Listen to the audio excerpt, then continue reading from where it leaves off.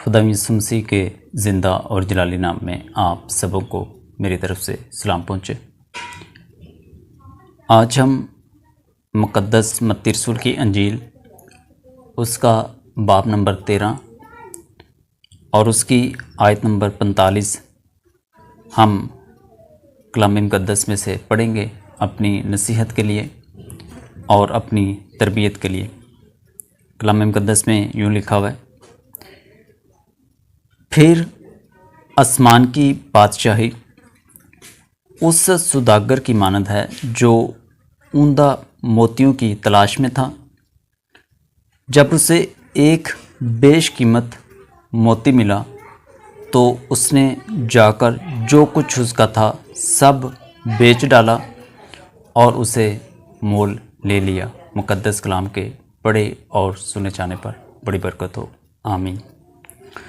आज का कलाम हमारे लिए बड़ा ख़ास है।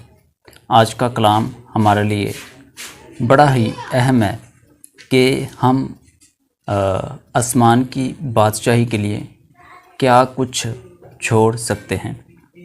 जब हम इस वर्स पर गौर करते हैं तो इसमें जो आसमान की बादशाही को तशबीह दी गई है वो उस सुदागर की मानद है जो आला मोतियों की तलाश में था, और जब उसे एक बेशकीमत मोती मिला तो उसने जाकर जो कुछ उसका था सब बेच डाला और उसे मोल ले लिया।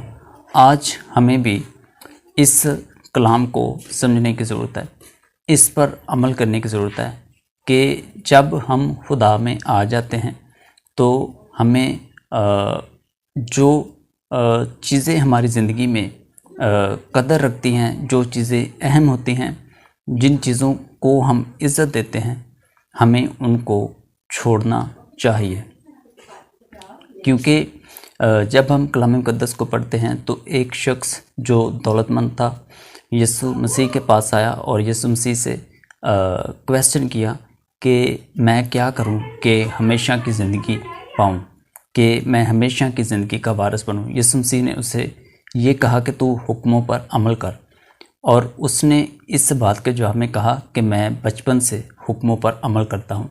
जब यीशु मसीह ने उसकी तरफ देखा और यीशु मसीह को उस पर तरस आया और यीशु मसीह ने उसे कहा कि अपना सब कुछ छोड़कर मेरे पीछे आ जा, लेकिन जब उसने ये सुना तो वो अफसरदा होकर चला गया क्योंकि वो दौलतमंद था। इस वजह से वो आसमान की बादशाही का वारिस ना हो सका, क्योंकि उसने दौलत को ज़्यादा इज़्ज़त दी, उसने दौलत को छोड़ना ना चाहा। इसी तरह हमें भी आज सोचने की ज़रूरत है, हम जिन चीज़ों को ज़्यादा रिस्पेक्ट देते हैं वो हमारे रास्ते में रुकावट बनती हैं। आज ज़रूर गौर करें, आज ज़रूर सोचें कि आप कैसी लाइफ बसर कर रहे हैं, किस चीज़ों को आप ज़्यादा रिस्पेक्ट देते हैं और किन चीज़ों को आप ज़्यादा कदर की निगाह से देखते हैं। खुदा आपको और मुझे बड़ी बरकत दे, आमीन।